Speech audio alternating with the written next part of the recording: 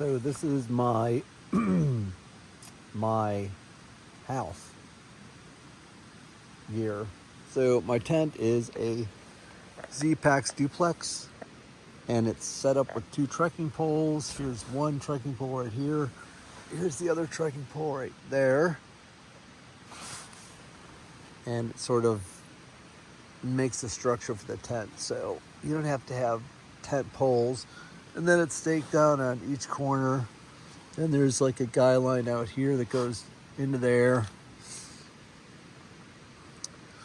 And it's the tent weighs about 1 pound, and it's allegedly waterproof. Got a little wet in it yesterday though. And then what I'm laying on is a Thermarest Neo Air Light inflatable pad. It's a 3-inch thick pad. I don't inflate it all the way, so it sort of creates like a little cradle. And then I have this for a pillow. It's a Sea to Summit inflatable pillow. Pretty nice. You can sort of blow it up as much as you want or let some air out so it's a little more comfortable. Then I have my backpack which is hanging on my trekking pole. Actually, you can see it's off the ground a little bit. So I just took a strap on my bag, and then I put it through the strap on my trekking pole right there, and then pulled it tight so it actually lifts the backpack off the ground a few inches. So number one, it never gets wet. It's under the vestibule this way when it's hanging from the strap. And then I yanked it off the ground for mice or whatever. And it just lives outside. So it doesn't take up any room in my tent.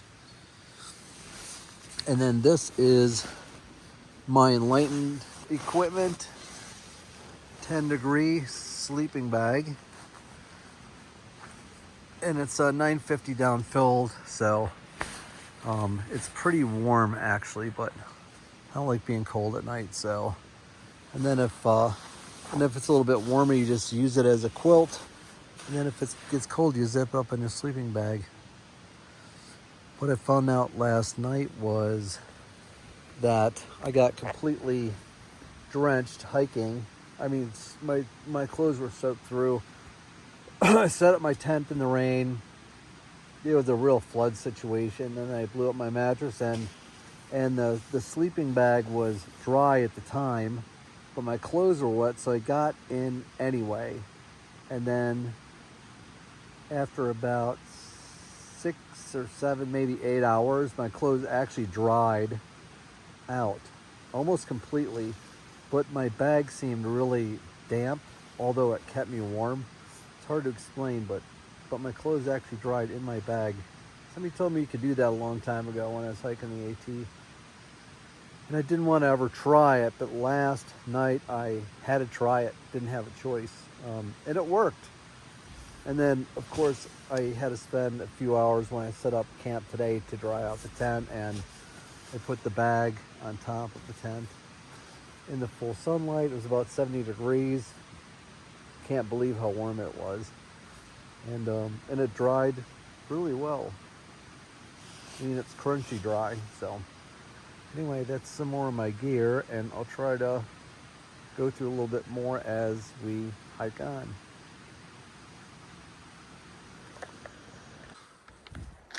Spent the night near at the top of that falls. Last night it's been pretty much a climb all day. Starting to go downhill now. It's actually turned into a old logging road, I think. I believe, since my knee is killing me on the downs, my left knee for some reason, I'm gonna probably stop at this. The only cabin on the Benton MacKaye trail. Probably in a few hours I'll be there, limping along.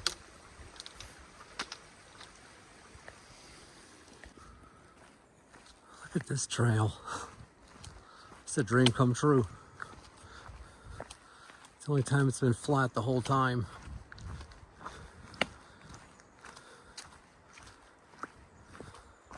Really pretty. pine needles. Wide, flat, no rocks, no roots. So my trekking poles are the black diamond carbon cork, the regular grips. The reason why I like these poles is because they're the only poles made that I know of with metal clasps. When these lock on, they're locked. I mean, I've put my full weight downhill. And then another thing about trekking poles that people may be unaware of is that the tips are carbide steel and they're little cups on the bottoms of both of those. They're not pointy, they're actually cups. And they bite into the rock face, these little edges. And then you'll see some inexperienced hikers and they will have the rubber feet on them. And that's just for maybe walking through the city. And then another thing, when you, as far as your strap goes, I see people putting them backwards. Going like this, right down top, and then they grabbed it with their strap over the top. That is no bueno. The way you grab these trekking poles, you come from the bottom, and then you grab it so it sort of locks around your wrist, because I can be going downhill and like let go of my pole and just lean on the strap, and that's actually going to keep me up. So again, oops, I know this is not the best. Like most people will go take the dive and go like that, and they see the strap, A-okay. No.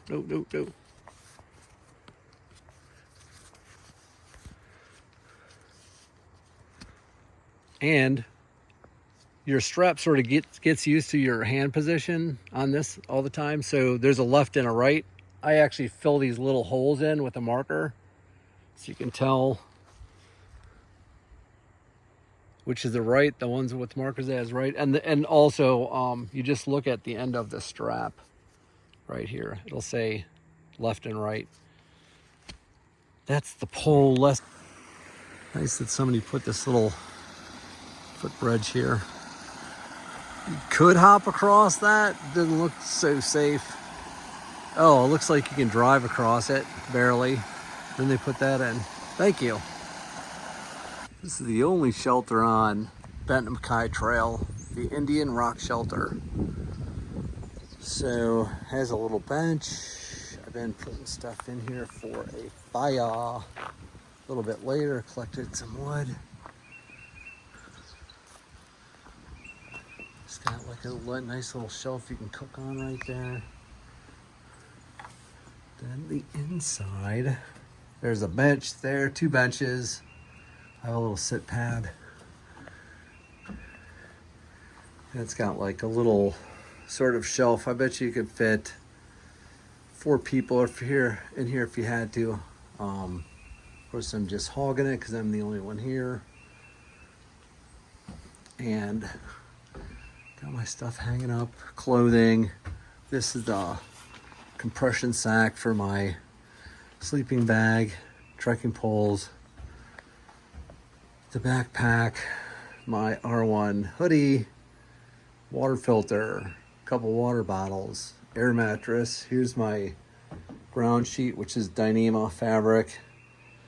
That blow up mattress, 3 inches, 10-degree Enlightened equipment quilt. Sea to Summit pillow. Went over that stuff the other day, and I just have my food hanging here for now. I may leave it there. You know, bear would have to crawl over me to get to the food, so I think that's probably a good idea. And then this is where the shelter log is to leave notes or whatever. So I've just been chilling here. It's a nice spot. I think I've come across 2 hogs. They're so far away, but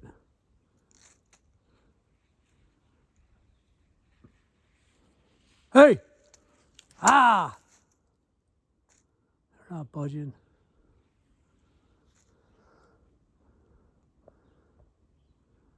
They look like some big old.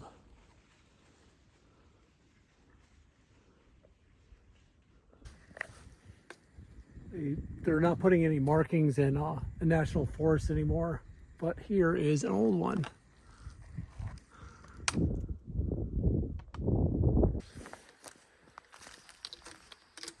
It'll be 1 or 2 more days into Reliance. And there's a place called Reliance Fly and Tackle that I sent a resupply box to for 5 days worth of food. And that should get me to Fontana Dam where I can resupply again. My knee situation, boy, it's got a little better today. That's why I might take 2 days into Reliance and just take it super easy.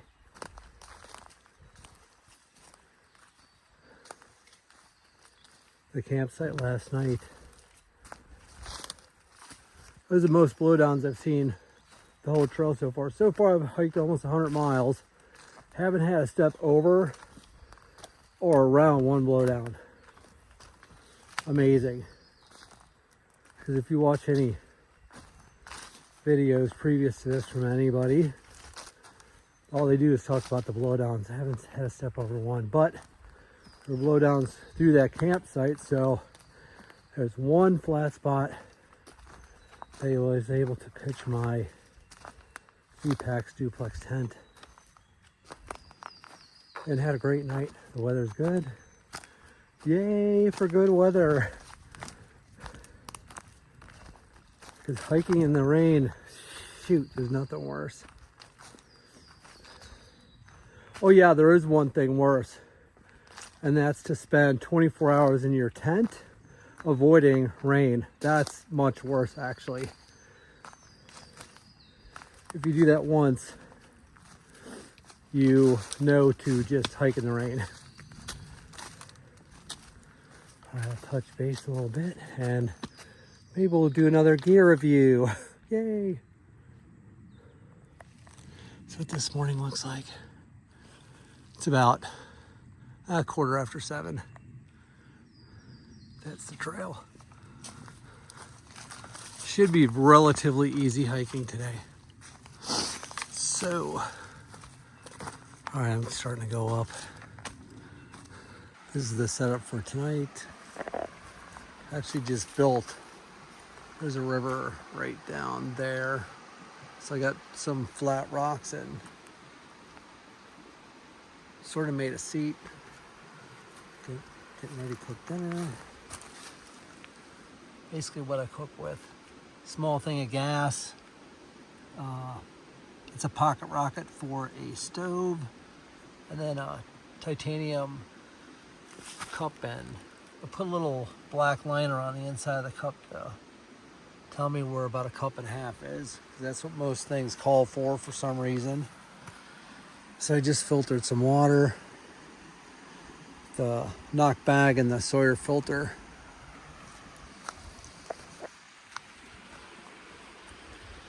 Good place to hang the backpack today. The abode.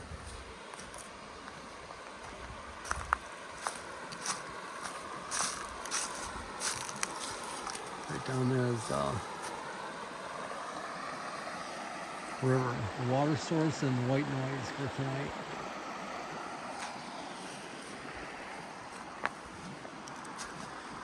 Probably will not build a fire. It's too close to the tent. That's it. Nice little chair, huh? And then the top rock is flat on the completely flat on the bottom and round on the top. And then I put little like shims in there and like underneath to sort of stabilize it all. It's pretty stable actually. This is what the stove looks like when it's on. If you can see that. And then just that water will boil. And then for dinner tonight, which this is actually not bad. And it's pretty light to carry, but it is going to be a thing of chicken ramen, some instant mashed potatoes mixed with some chicken that evidently has a shelf life of a month or two. So it's kind of weird, but put it in this bag, mix it together, pour hot water in it. It's like Thanksgiving dinner.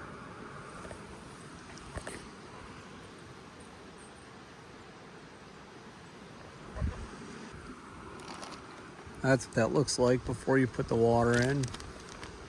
Noodles, dried potatoes, chicken,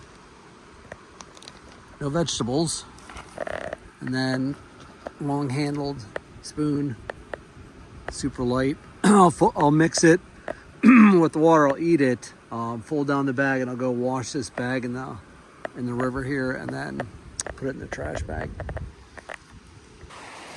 I'm about 7 miles outside of Reliance, where my resupply box is. I mean, I think a miracle has happened and my knee feels much better today. So I was thinking about getting off trail of Reliance, but I think my knee now is going to allow me to continue. So that's really cool. This is one of the prettiest stretches. It's just flat, and I've been following this river for a while. I don't know if I mentioned it's 34 degrees. I've got 2 forwards here. In other words, I have to cross the river twice. So that means shoes and socks come off. And I jump into that freezing water.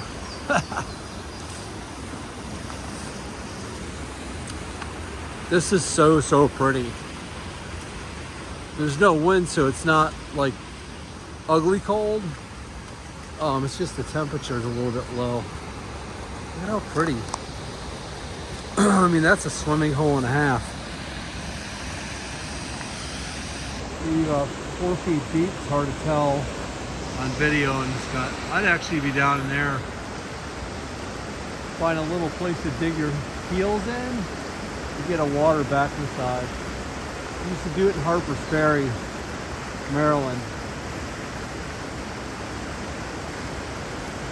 A lot when I went fishing. Anyway, loving this morning, that's for sure. I have kind of a renewed attitude with my knee feeling so much better. And then I'll just take care to try to keep it that way.